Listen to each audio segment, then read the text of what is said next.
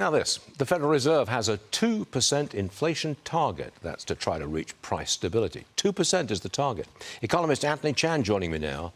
This target doesn't seem to be working. We're not meeting that target. Should we abandon inflation targets completely?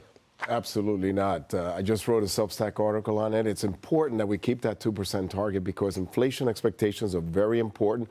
It really bounds the consumers, the workers, and the companies to expect that 2%.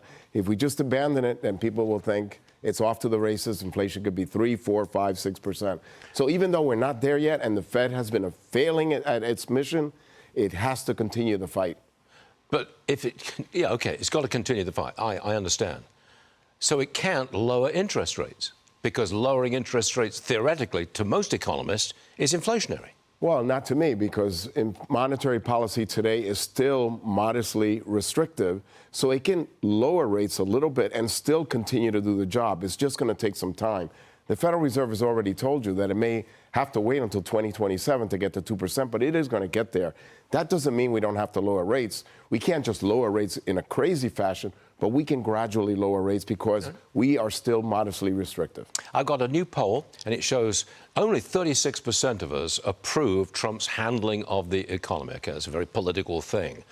How would you grade the president's, how would you grade the performance of the economy in the 7 or 8 months of Trump's presidency so far? Where are we economically right now? I think we're doing great, Stuart. I mean, we had 3.8% growth in the second quarter. We have 3.9% expected by the Federal Reserve Bank of Atlanta, their no-cast model.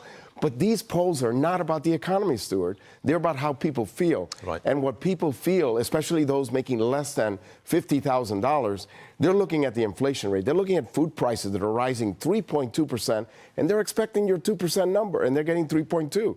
So we're also looking at housing. I was just a keynote speaker at a big housing conference, and when you look at the median household, they need another $40,000 to afford and qualify for the median house out there. So they're having to settle for less and less and less. So again, all those things are bearing. However, if you're making more than $100,000 or even more than that, you're happy. Yeah. More than 60% of those people are happy. And guess what? Here's the bottom line, Stuart. My research finds that the lower income individuals, because they have grievances, they are more apt to fill out these surveys and participate in them than the people that are doing well. They're saying, oh, everything is fine, I don't need to participate. But if you're upset, you're going to be talking, and they're overrepresented in this poll. That's an interesting perspective. Well done. Thanks very much, Anthony Chan. We'll see you again soon.